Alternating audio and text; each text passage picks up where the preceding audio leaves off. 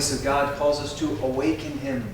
How will he find us when he comes? Awake and ready. And when he asks us to dedicate our lives ever more perfectly to him, how will he find us? Awake and ready. Divine Mother, Divine Mother, Heavenly Father, Heavenly Father, friend, beloved God, friend, beloved God, great Master, great Master, Jesus Christ, Jesus Christ, Babaji Krishna, Babaji Krishna, Lahiri Mahashaya, Lahiri Mahashaya, Swami Shri Yukteswar, Swami Shri Yukteswar, Paramahansa Yogananda, Paramahansa Yogananda, saints of all religions, saints of all religions, we humbly bow before thee. we humbly bow before thee. Bless and guide us, Bless and guide us, that we may find the pearls of your presence that we may find the pearls of your presence within our own hearts, within our own hearts, within our own minds, within our own minds, within our daily lives. within our daily lives. And as we receive your presence, And as we receive your presence, make us your channels, make us your channels, so we can share your love and light so we can share your love and light with all. with all. Oh,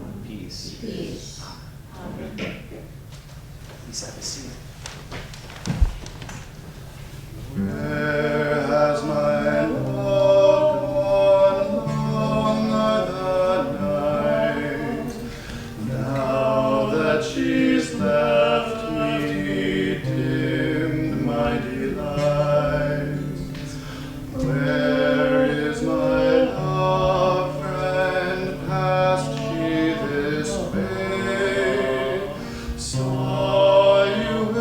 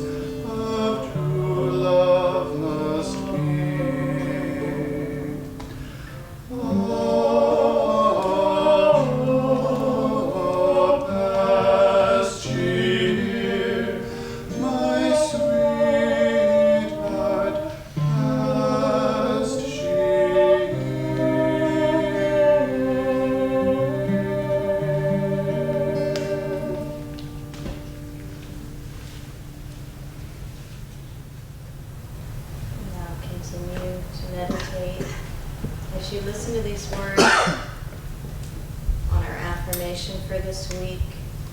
Peace of mind. Peace of mind is the result not of money in the bank, but of prayer and meditation. The more one contacts God in meditation, the more he feels descending upon him a blanket, as it were, of inner peace, cooling his body, calming his restless impulses, and thrilling his nerves with ever new delight. Peace is like a weightless waterfall, washing away all worries and bestowing a new, glad sense of confidence. Peace of mind is his, who knows that God is his only treasury. And please affirm with me out loud in a strong voice. From pools of inner silence, From pools of inner silence, I sip the sparkling waters of thy peace. I sip the sparkling waters of thy peace. From pools of inner silence, From pools of inner silence, I sip the sparkling waters of thy peace. I sip the sparkling waters of thy peace. Taking it a little more inward now. From pools of inner silence, From pools of inner silence, I sip the sparkling waters of thy peace. I sip the sparkling waters of thy peace. From pools of inner silence, From pools of inner silence, I sip the sparkling waters of thy peace. I sip the sparkling waters of thy peace. And now in a whisper, bringing it even deeper inside with more intensity. From pools of inner silence, I sip the sparkling waters of thy peace. From pools of inner silence, I sip the sparkling waters of thy peace. And now mentally only, from pools of inner silence, I sip the sparkling waters of thy peace. And broadcasting it from the spiritual eye, from pools of inner silence, I sip the sparkling waters of thy peace. Pray silently with me. All that I own is thine, Lord. Help me to know thee as the river of peace, running silently beneath the sands of my life's experiences. Om. Peace. Amen.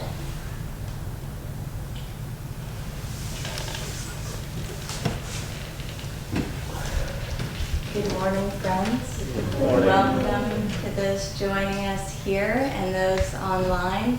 My name is Dharmadevi for those visiting for the first time, and this is my husband, Narayan. Very happy to be with you, and we're very happy. We want to take a moment to welcome a very special guest that's joining us. She's one of the leaders from our community in Assisi, Shivani. Nayaswami Shivani is there. And please do connect with her after service. She's one of the founders of Ananda and such a great soul. And I'm reading to you from Rays of the One Light, weekly commentaries on the Bible and Bhagavad Gita by Swami Kriyananda. This week's topic, the eternal now. Truth is one and eternal. Realize oneness with it in your deathless self within. The following commentary is based on the teachings of Paramhansa Yogananda. When will I find God? Many devotees have asked this question because worldly goals require time usually for their fulfillment. We imagine time to be a factor on the spiritual path. And so it is, but only because we think it is. God is as much with us now as he will ever be. It is not he who needs to come to us. We need to come to him. And that process of coming is a matter of transforming our self-perception. In the Gospel of St. John, chapter 4, Jesus Christ says, Say not ye, there are yet 4 months, and then cometh harvest? Behold, I say unto you, lift up your eyes, and look on the fields, for they are white already to harvest.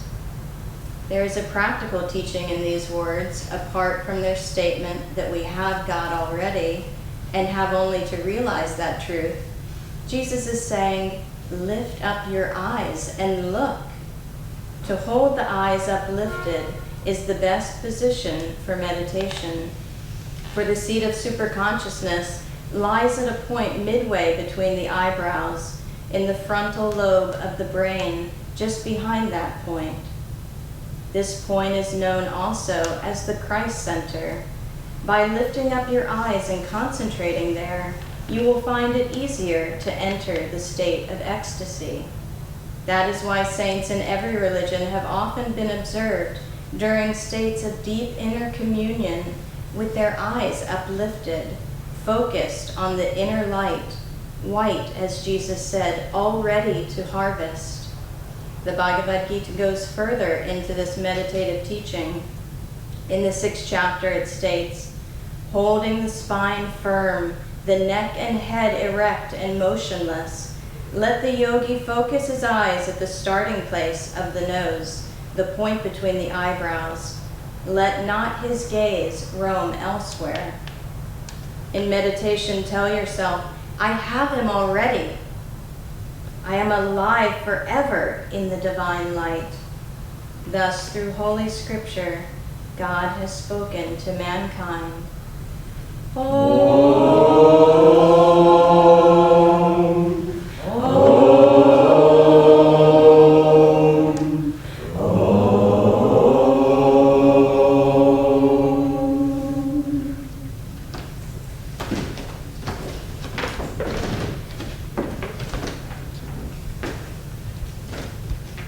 Good morning, friends. Good morning. I'd like to share from Whispers from Eternity. This is, if you're not familiar, this is Yogananda's book of prayer demands, and they're absolutely these precious gems of inspiration. If you don't have it, I encourage you to get it, and it's free online as well. This demand is called Demand to Find God at Any Time, Anywhere. Teach me, O Father, to find thee in the cave of my heart, that I may walk with thee everywhere. Teach me to hear thee in silence, that I may hear thy voice beneath outer noises. Teach me to find thee in inner peace, that I may be with thee calmly in the midst of outer tumult. Hubbub or silence, tumult or peace, I care not, so long as thou wilt teach me to find thee anywhere, at any time. It's remarkable, isn't it? Yeah, this is the power and the promise of self-realization that the Masters bring, that we have this divine reservoir, this eternal place within us that we can access at any time, anywhere. Wherever Yogananda went, he felt was his home. You know, there was that story when I used to work in New York City. Every day I would take this cab share. It was like an East Coast thing. It was like this unwritten law. 4 people would gather together by this little machine, and you would do a cab share, and all 4 of you would get into a cab, and you'd drive uptown and cut across. But you didn't say it like in true New York style, and you never spoke to the people. It was just this silent understanding, like you have. But every day, the reason I brought it up is every day we would pass Carnegie Hall. And I saw that because Yogananda, there's a story, some of you know, that Yogananda chanted at Carnegie Hall for an hour and a half. One chant, "Oh God, beautiful, at thy feet, oh I do bow." And he chanted that for an hour, and people had spontaneous healings, from this devotional experience. And there was another story of Yogananda in New York at Radio City Music Hall, and he said he got his ticket, he went in, he said it was his, he owned it, he enjoyed it, and then when he left it behind. You know, he had that perfect non-attachment. There was the time, some of you know there's that picture of Yogananda with Sri Yukteswar. He had a little motorcycle with a little side hitch, and Yogananda would drive it around with Sri Yukteswar, and he enjoyed this motorcycle. And then some man came to him and said, "Oh, what a beautiful motorcycle." And he said, "You want it? It's yours." And he got the title, got the thing slip, and he just gave it to him right then and there on the spot. You know, I had an experience of that. It was actually one of the most touching experiences of my life. When Divine Mother, you feel, she wants you to give. She wants you to give. And I play guitar. Maybe you noticed that. Sometimes I'm told it's too vigorous. To tone it down. I had a second guitar, and this guitar here is in my home, and I had this other guitar here at the temple. It's the temple guitar, home guitar. And there was a man here that came, and he was down on his luck, shall we say. He didn't have a home, everything was taken from him, but he played guitar. He picked up this guitar and he played so beautifully. And he said, and he just played some song that just came to him. He would just write these songs. And he didn't have a guitar. But I just felt, my mother said, "Give him the guitar." And I said, "Do you like the guitar?" I said, "I love it." I said, "It's yours." She wants us to give. But what does she want us to give? She wants us to give our heart. Why are we holding back? Well, as Yogananda said, we have these thwarting cross currents of our ego. We have these little desires that take us here and there and everywhere. It's until we get, like Christ said, to that point, "Blessed are the pure in heart, for they shall see God." Until our heart gets that clarified, like the ghee, clarified butter, it becomes pure. And in its, not just its intention, right? The intention is just a first start. It's then that the will, it's like the whole spine. That's why the yogis talk about the integrated whole of the spine, all of the chakras, that you're building, Yogananda used to say, this rainbow bridge to self-realization that within you. So you have one building block upon another. So it's the heart combined with that will. We would talk about willpower often, but we mistaken willpower with tension. Yogananda he encouraged Swamiji, our Swami Kriyananda. One time when Swami was trying to meditate very intensely, he said, "Walter, proceed with slow speed." Right? Like that saying, "Make haste slowly." It's a long distance race. And yet, at the same time, it's right here and now. Right? The eternal now, what's a great example of that is Swami Kriyananda. Right? This one man, when he found Yoganandaji, when he found the autobiography of a yogi, he just knew there was an inner knowing. And then doubt came in when he found that book, again in New York City. And then he said, "Oh no, you've read too many books." And he left the bookstore. And it wasn't until he was out on the street that he felt this magnetic force pull him back in, draw him back into the book. The same thing happened to Master. When I say Master, I mean Yoganandaji. Do you remember an autobiography? Many of you have read that book. He was in Benares, walking down a little lane, and he saw this Swami with gray hair and this beard. And he said, "Oh, that's my guru. I've had visions of him." And he just knew in that moment. And then he said himself in the autobiography, "But then doubt assailed me, and I said, 'Oh, dreamer, walk on.'" Doesn't that happen to us? We see the divine, we see the light, and we say, "Oh God, this world, it's horrible, it's going to hell in a handbasket, it's this and that." Doubt, I never thought about it like this, but Yogananda actually talked about doubt as a temptation of Satan, just causing us. Patanjali talks about it's one of the pitfalls on the path is doubt. How did Swamiji eradicate that doubt in this lifetime? With love. He loved the Master. He served the Master. He became one with the Master through his attunement with him. And that attunement is that perfect love. But we think of love in human terms, right? A relationship, our friends, our family. No, it's what Yogananda's talking about. It's a love, he said, it's solitary because it's omnipresent. You should meditate on that. What does that mean? The eternal now that we get into this, we think the time exists, but there actually is no time. It's just, time is like the clock. It's just that clock that's going around. It's a vibration. It's a movement. So when we get into the stillness of our soul, that's when we start to tap in. But we need a way, right? How do we get in touch with that eternity, with that divinity within us? This is where the science of Kriya Yoga comes into play. And it's Kriya plus devotion, right? It's not just the techniques. The techniques are nothing alone if they're not practiced with reverence. But this technique of Kriya, it lies the beauty of it, because we live in a world of duality. That's why Krishna says to Arjuna, be thou a yogi. In other words, work with your nature. So your nature is caught up in duality.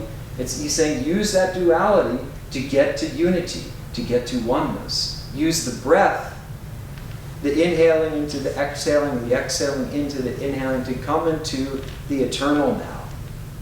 And see, this is the most mind-boggling thing of all.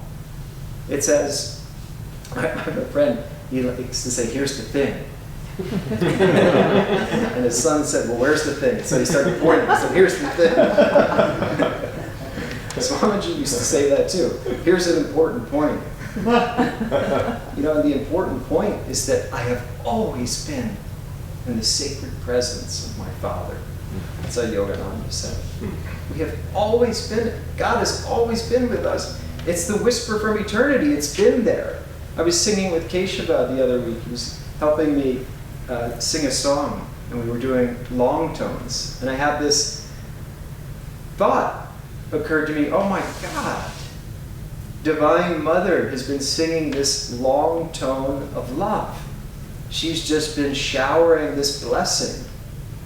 Even though I have been truant, I have wandered through many lives, but her love has always been there. And now I'm just trying to match her tone. And I think maybe that's why sometimes we don't like to hear her voice, because we're croaking of complaints, right? We're whining. But she's she's sending it. Are you ready to receive? And to receive it, that's why Christ and Yogananda would often repeat those words of Christ in the Bible. To all those who received him, to them gave he power to become the sons of God. What does it mean to receive? What does it mean? It means that we have to open ourselves, that we're not perfecting ourselves on our own. We have to use our willpower. We have to use our reason, like Yogananda said, that we'll reason, will, and act, but we have to get in tune with that divine stream. One of the last books Swami wrote was called Cooperating with Grace. This is yoga. This is Kriya Yoga. That we cooperate with that stream. And we turn within. And we realize that we've always been in the sacred presence of our Father.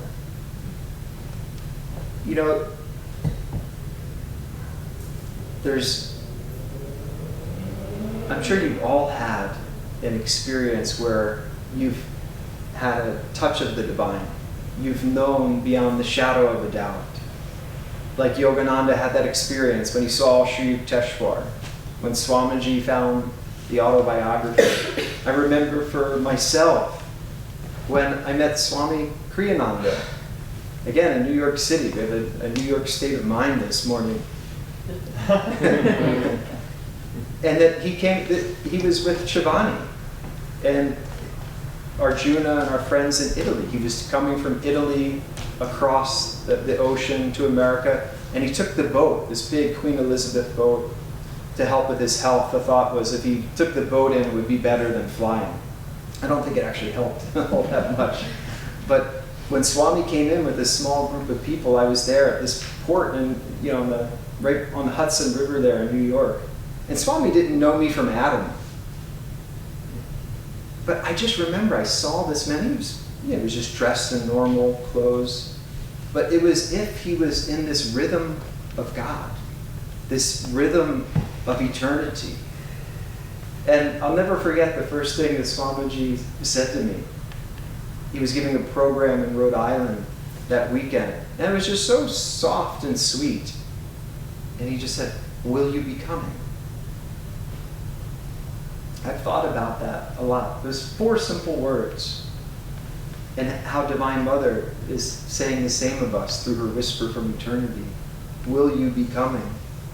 Will you open yourself to me? Will you use your feet to find me? Will you use your hands to serve me? Will you use your heart to love me? Will you use your mind to think about me? Will you use your soul to commune with me? Will you be coming? And when we say, "I will," it's really that simple. Yogananda said, the day he wills, he is set on the path to freedom. We just turn towards that light, and that light draws us in, like that tractor beam. We all know the tractor beam in Star Wars, right? It's drawing the plane. It's this great magnet that's going to draw you into his divine love. But the moment and the point, here's the thing, is that it's one moment. It's the eternal now. So look for those moments and go back to maybe you had a special moment. Meditate on those moments. Go deep in, because that moment is all that there is. It's one moment stretched. It's like Swamiji, his heart just stretched out over infinity, over eternity. You see how Ananda's grown, not as an organization, but as a spirit of self-realization. And that moment, well, it starts with Sat. Sat in Sanskrit is a word for God. It is. Yogananda used to say, just meditate on that thought. God is. But that eternity of God is reflected to us through the Sat Guru. So this is why I encourage you to get a picture. Maybe you resonate with one of the masters or all of them, and just literally just look at the picture and try, because they're the window unto the soul. The Sat Guru is trying to reflect to you who you are on a deeper level. That you too have that eternal place of God within you. And that is why Sri Yukteswar, when he wrote that book, The Holy Science, some of you know it, it can be very difficult to understand, but he comes back at the very end. He says, love rules the camp and the court. I hope I have shown that all is love. And to not forget the words of Swami Shankaracharya. He said, life is unsafe and unstable. Don't we know that? Look at the state of the world today. It's unsafe, it's unstable. But that one moment in the presence of a saint, one moment in the presence of the Sat Guru can be our raft over the ocean of delusion. Sri Yukteswar was quoting Shankaracharya. So one moment can be our raft. One moment with God within us can be our light. One moment can be our pathway to redemption. Let's seize it now. God bless you.